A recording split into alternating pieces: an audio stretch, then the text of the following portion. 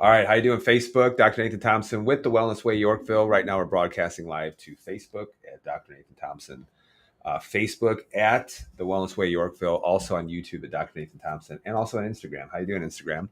I got some time to do a live question and answer. So if you do have a question, just go ahead and put it in the chat. Ask me that question. And if it's a personal question, you don't want everybody to see it, you can go ahead and email me at nthompson. That's nthompson with a P. At thewellnessway.com. So you can email me on that too, and I'll get it and try to respond as quickly as I can. So I'll put it in the comments. Yep. So got about 30 minutes now of live question answers. So if you have a question, go ahead and fire away. All right. You know what I was working on today? What's that? Monday's live video. So on histamines, it's incredible. I've done a lot of research in regards to that, but you know what a lot of people don't understand or realize about histamines? It's not an allergy, not necessarily just an allergy response.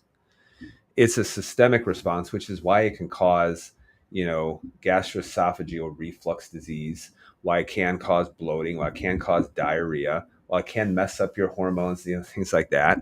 But doctors don't recognize that response as an allergy. The only allergy they're actually looking at is if you're seeing some kind of visible symptoms of watering eyes, runny nose, hives, or something like that. And I'm like, no, it's all a response of histamine secreted, being emitted from mast cells, and they're discharging in a response to a foreign protein. So, you know what else is super interesting too? Did you know that there are certain medications that inhibit the breakdown of histamine? Do you know? I'm looking at this. I'm like, oh man, that makes sense. Guess what medication you think can really inhibit the breakdown of histamine? You know what it is? What is it? Antidepressants. Antidepressants. Okay. You know what else it is? Methylphenidate, otherwise known as Ritalin. Okay. You know what else it is? NSAIDs like ibuprofen, Advil, things like that. So, yeah, that can explain a lot why. That's why I always wonder, in some people, I'm looking at them, I'm like, when's that antidepressant going to kick in? That's a hypothesis. Did you know that? The whole low serotonin theory, it's a theory hypothesis of depression, which means it hasn't been proven. Okay. Hasn't been proven. And in fact, I've read a scientific paper that they said, actually, if you could block histamines, it would do better for a depressive response than a lot of the antidepressants. So kind of makes you wonder, right? Yep. Maybe the changes in mood that people are really suffering with really does have to do with an immune response, AKA inflammation. And that's one of the reasons why we do an inflammation event all the time. Yeah. So because you just have to understand what it is, where it's coming from, and what you can do in order to clear a path to healthier, happier you, especially. So all of that is important. Although there's a lot of influencers out there that they don't know what inflammation is. Yeah. That's why if you have someone saying turmeric is like your golden ticket to reducing inflammation, I'm like, you don't understand what it is. Nah, not at all. All right. So if we do have any questions, just point to me. Let me know. We got some people who are questions. So ask your health questions. All right. I'm going to go ahead and type in here on the host chat. We have our next inflammation talk coming up on September 2nd. So Tuesday at 6 o'clock in person. Tuesday, right after Labor Day. So right after Labor Day, 6 o'clock in-person event, which means that, yes, you are going to need to be from the Chicagoland area. I'm still like going back and forth. Like, should I do remote consults? Should I? That's your call. If I was do remote consults, you know who I probably would only see? I know. Yeah. I probably would make it very, very, very limited to a certain demographic as far as, who I would see. So, what demographic that would be? Men. Yeah. I don't have anything against women. I'm not hating on women or anything like that. But I will tell you this from personal experience, and there's some truth to this. Is men, it's very hard for a man to admit he needs help. Very, very hard. However, one of the things I found is when they get to the point where they do need help, they're 100% committed and they're 100% in. Okay, versus my experience, with not every woman, but some women, is everything is emotional, and so everything is an emotional decision, and some very effeminate men to make everything very emotional as well. So, do you know what a guy called me today on Facebook? He called me a butt zit, and he didn't say it in that nice of terms.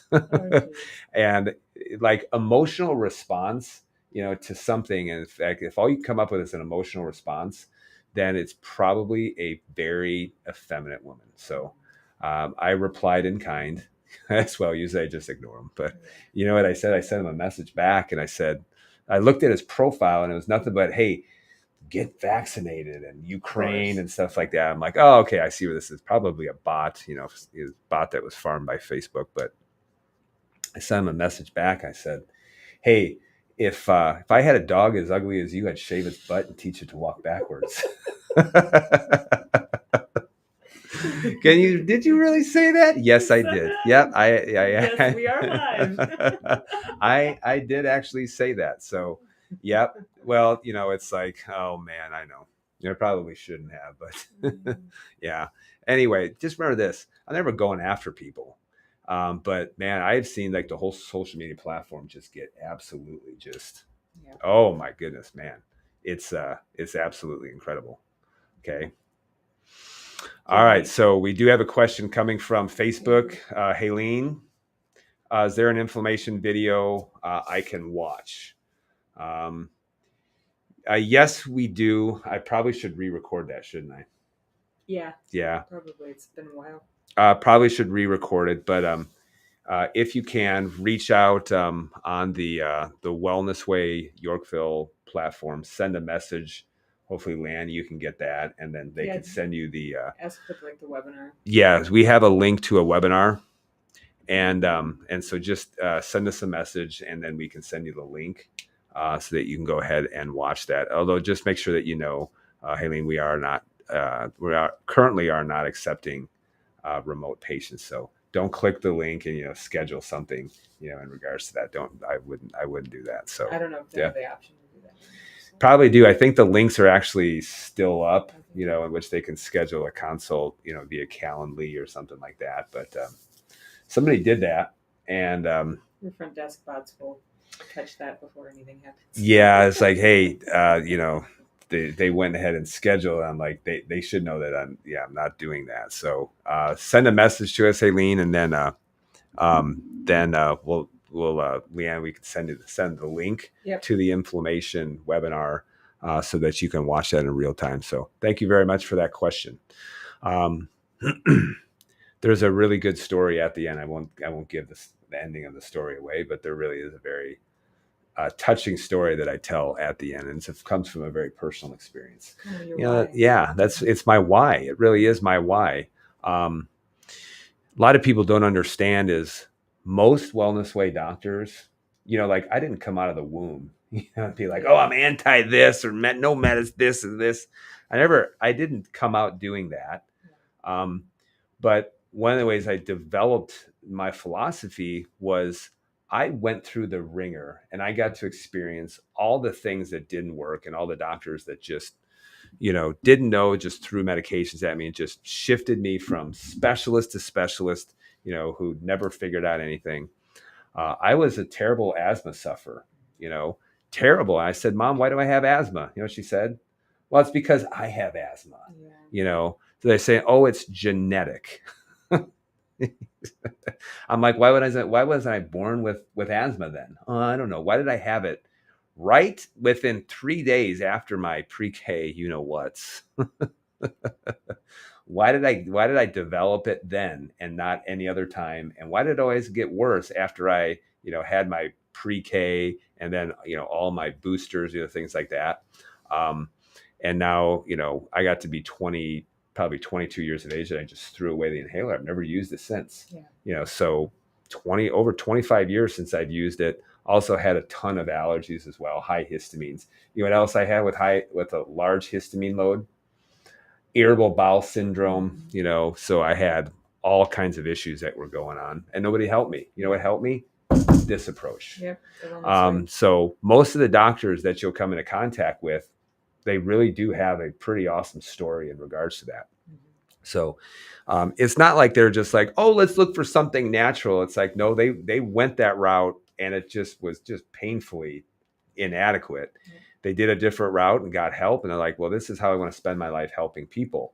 Getting clinical results. Getting clinical results. That's the number one thing, is getting clinical results. If I work with someone, I tell them, I was like, I want you to have clinical results. And if you don't, it's either because you're not doing what you're supposed to do, or we're missing a big inflammatory trigger. And at which point you can feel free to fire me. So yeah, feel free to fire me, or I'll fire you, And I've told people they're just not doing what they're supposed to do. I'm like, what's the point? Yeah. What's the point of you getting testing done?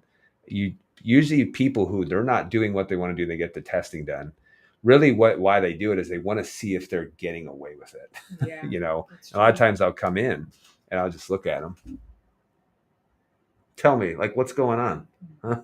And then, oh, doc, I'm not. I'm like, I know. Oh, you're going to yell at me. I'm like, why would I yell at me? You're paying me. Yeah. So,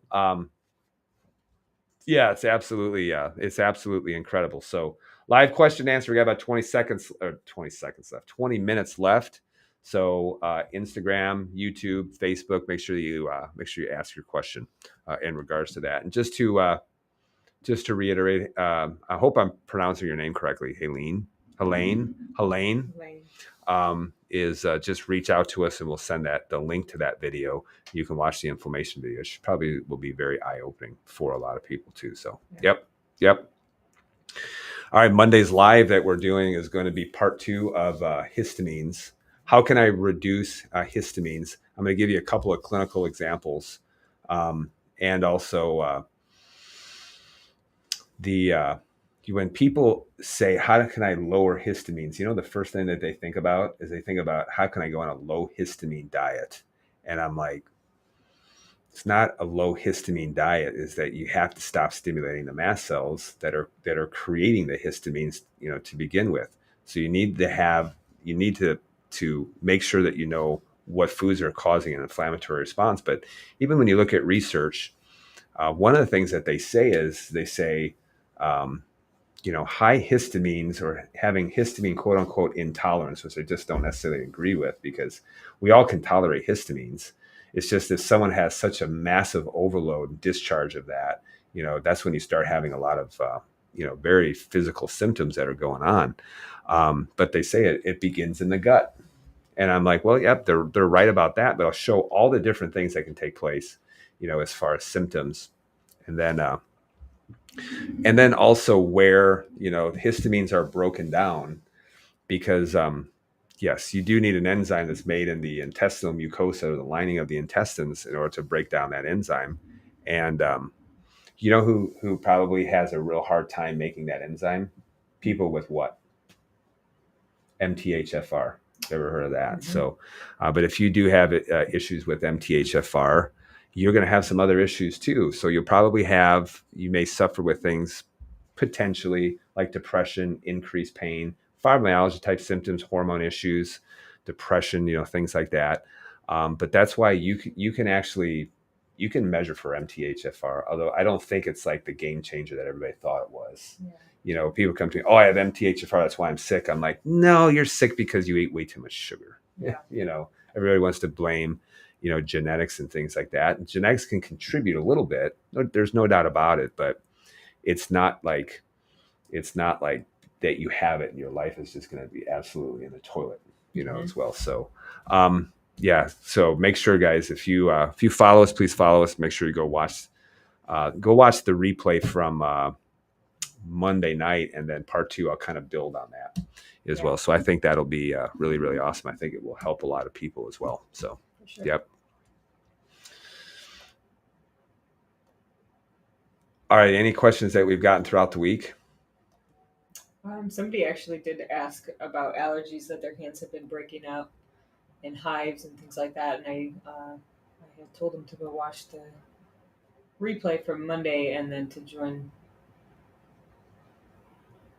this coming Monday. So. Yeah, that would be really important. In fact, I had a patient ask me, "You should do a video on fasting." It's like, I just did. Do you watch it? No, I'm like, why would I do? I've already done that, And it's like, it's kind of like someone who, they go to church, and the problem is they go to church, they don't listen, and then they're telling the pastor what they should be doing. And so I want my patients to watch every week. I mean, I would love for them to. Obviously, I can't force them to do that, but the problem is over the last several years, I have grown tremendously in clinical knowledge. There's no doubt about it. The problem is that some of my patients haven't. Yeah. That's what I say is, if you're not growing, if you don't grow, you go. That's why I've told you as staff, if you don't grow, you go. So I'm not going to kick you out, but there'll be nothing left for you to do. So that's why I want you to be able to grow. A lot of people just never ever grow. So they never ever grow. But I am just absolutely obsessed with learning. So that's why how you become an expert. Spend 2 hours every week, trying to perfect what you do, and within a couple of years, you will far surpass 99% of people. You'll far surpass 100%. So many people, because so many people, they just don't grow. They don't want to grow. And I'm obsessed with that, always growing. But I want people to grow with me too. My one of my best friends is a pastor, and it can be frustrating too, being a pastor, because you see the same people and you can tell right away, these people are not growing spiritually at all. They're not growing spiritually at all. And you can just tell by the questions that they ask, and some of the things that they say, they're just not growing. And I want my patients to grow. There's no doubt about it. That's why you do lives every That's why I do lives, and I want people watch. I want them to grow too. However, one of the things is that there are people who they think, man, if I watch enough lives, then I'll know everything that you're going to know. I'm like, no, you're not, because I'm just trying to make it palatable for people, a little bit. But I think one of the biggest things that help people help people the most is just coming from a perspective. One of the things that helped me the most is just coming from a perspective of hold on, we got a question here, but coming from a perspective of just saying, hey, what if the body's not messing up? Yeah. What if it's just trying to adapt? What if it's trying to trying to survive as much as possible? And once you start trying to figure out that, hey, maybe the body isn't messing up, what if it's really trying to survive and adapt? And you kind of see it starts to making the connections a little bit easier as well. So spotting a day or so after your period, Ida. So, are you talking about menstruation? Because, if you are having a period, I would say the first day should be heavier. Second day is going to be like, as you go, it should have less tissue to let go of. And so that the flow should become less and less.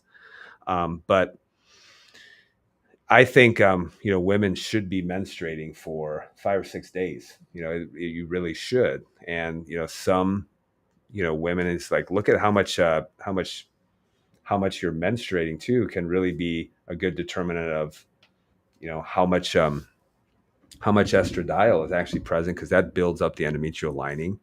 But if you're having, spotting after you ovulate, then that's going to be a low progesterone type issue. So get your hormones done. I get in the blood, and also get in the get it done in the urine as well. So, all right, Helene from Alabama. That's so awesome. I'm so glad that you came across our page. Thank you so much. Love that you watch the videos as well. And again, send a message out to us. We'll send the inflammation webinar over to you as well. Okay. All right. Tammy says, do you think electromagnetic frequencies affect the thyroid? What can be done to have a healthy thyroid? All right. Tammy's supposed to be working. So, EMF, remember this, our cells are energy, they are energy. And that's why, I don't like the introduction of, high frequency, radiation, whatever you want to call it. I don't like the introduction of that passing through the body. So just not really a fan of it. So that's why, I have a phone, and guess where my phone stays? This phone that's right here. It never comes up to me like this. Never, ever, do that. And I try to keep it out of my pocket as much as possible. It's actually in the settings, it tells you how far away you should keep it from your body. Yeah. There's then also some things that you can do in order to, have like an EMF shield, around you. You can actually put it on your phone. Yeah. You can also wear a necklace, in order to do that. Although one of the things too that I would say is the human body is highly, highly adaptable.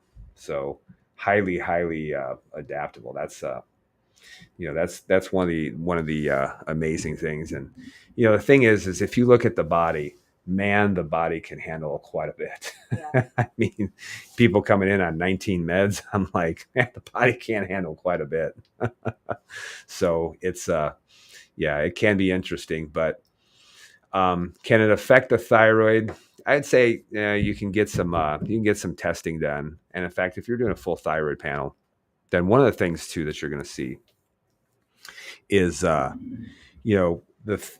issues with the thyroid or hypothyroidism is they can come from different sources. It can be an immune issue. It can be, just an issue with that you're not, you don't have the resources in order to be able to make thyroid hormone, and that's why iodine is important. Yes. It can be an interference issue. That's why things like, bromine and, fluorine, other halides can interfere, with the uptake of iodine into the thyroid gland just because they compete with the thyroid. So it can be immune, it can be a production issue, it can be an interference issue, or you talk about mercury, or it can be just a crazy issue in which there's a pituitary tumor. And at that point, you're going to see all your labs look wonky at that point. So Helene says, hey, we grew up trusting all doctors' advice, so relearning is a process I'm trying. Thank you for trying. All right. So, if you are spotting, Ida, after your period is over, after you're done menstruating, it's like the day after, and then it could just be residual. Yeah. But ovulation technically is supposed to happen, and everyone's a little bit different. So day 14 to 16.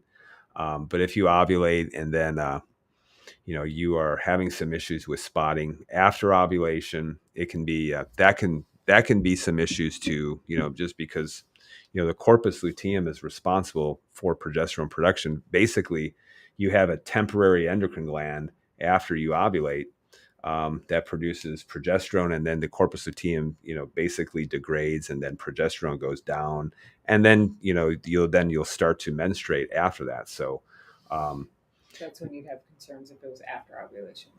Yes, yep. But if people saying, hey, it's before ovulation, or after my menstruation or something like that, you really would want to look at your hormones, and just to see what's going on too, just to make sure, is there a uterine fibroid or something like that. But I would actually check your hormones after ovulation just to see where your levels are at that point too. So, yep. Thank you guys so much for the questions. Ida, thanks for the questions. Helene, thank you so much for interacting. Tammy, you as well. Thank you guys so much for interacting with us. I know we got patients waiting, don't we? I think we do have one waiting. Yep. So let's go ahead and get to it. We don't want people to wait in our office. They are our priority, obviously. So, all right. Thank you guys so much for the questions. We will catch up at a later time. We'll definitely be going live on Monday. So join us then if you don't follow our page. Follow our page. We'll be broadcasting live to YouTube, to Facebook, and also to the Rumble platform too. So if you're happen to be on Rumble, you'll see literally tons of videos. If you're on YouTube, you'll see I've been uploading videos for 10 years. And there's a lot that I don't agree with what I said. But I keep the videos up because there's some good truth to it. But I probably have close to 1,000 videos on YouTube too. So, and they're poorly organized. And people yell at me too, poorly organized. I'm like, do you want to do it? They're like, no. I'm like, neither do I. Yeah. So they're there. Yeah. All right. They're there. Just go ahead and find it. Usually doing the Google search, you'll find that YouTube video too. So, All right, guys. So thank you so much for joining us. Please share this video. Make sure you follow our page, and we'll see you guys very soon for our live broadcast. All right. See you later.